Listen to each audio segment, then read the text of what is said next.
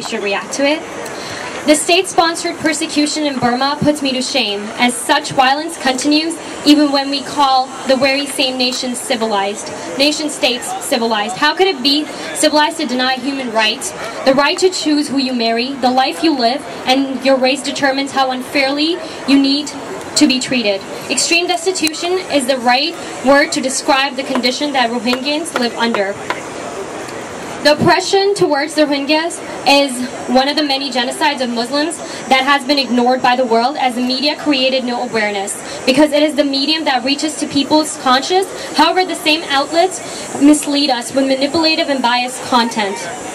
It's time we find more truthful sources and demand the honesty that we deserve. We're not to be subservient to a suppressive system that is neutral in the destruction of our brothers and sisters, because as Desmond Tutu said, if you're neutral in situations of injustice, you have chosen to side with the oppressor. I plead the whole world, not just the Muslim community, to wake up and see the suffering of their extended human family. And just because the easily noticeable chains or whips are not on our bodies does not mean we're not enslaved and tortured by our governments. They rule over us instead of representing us, and that needs to be changed. However, the support for truthful movements grow as revolutions grow. We all can be part of a positive change instead of continuing to dwell in these ongoing dark times that we have grown to admire so much.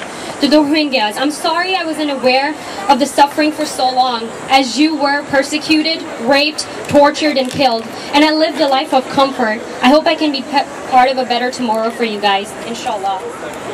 And many of us here today because social media, word of mouth, and many of us are here today because of social media and word of mouth. The power in that is staggering and goes to show the futility of our media.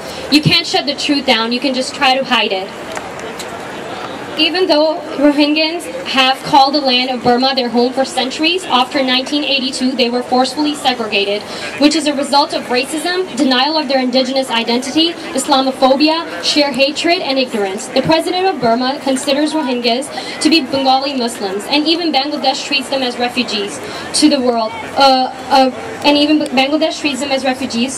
To the worst point of not letting these poor refugees flee to other countries, yet not accepting them either. Maybe Burma considers Rohingyas to be aliens due to different skin tone and features, but last time I checked, the white men that invaded North America were very different looking than the indigenous clans of these lands, except the good part is Rohingyas are not resorting to bloodshed to solve their problems and claim their belonging. So their plight should not go unnoticed, and their freedom should not be denied. When I think about a person being called a refugee due to racial or nationalistic barriers, I get appalled at the absurdity of this common thinking. How could we reject the very basic human right to those who are born on this planet just because we have decided to be divided instead of live as one?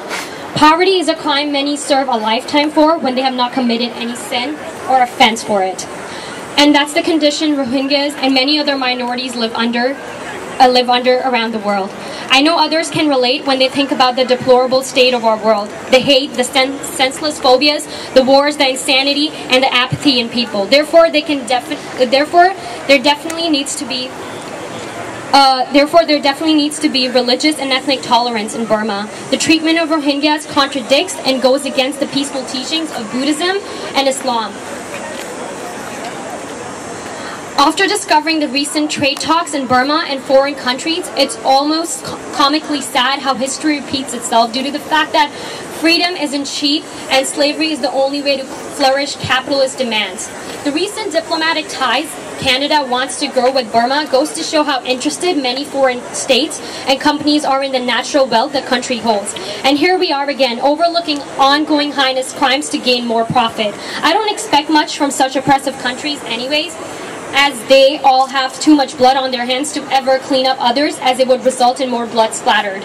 When capitalism gets involved, humanity goes out the door. So I hope we can seek solutions that do better for the oppressed instead of enslaving them more. The situation of violence is not new to the Rohingya, it may be new to the international community. And that goes to show That goes to show how their voices are unheard due to the chance of superficial lives. It's time we echo the voices of resistance and seek the freedom we as people of this planet deserve, without the limitations of race, religion, or gender. No segregation or hatred, only peace and love. And please continue to stay in solidarity with your brothers and sisters on the other side of the world by creating awareness and joining them. And inshallah, we'll try to do more events to raise their voices. Thank you so much.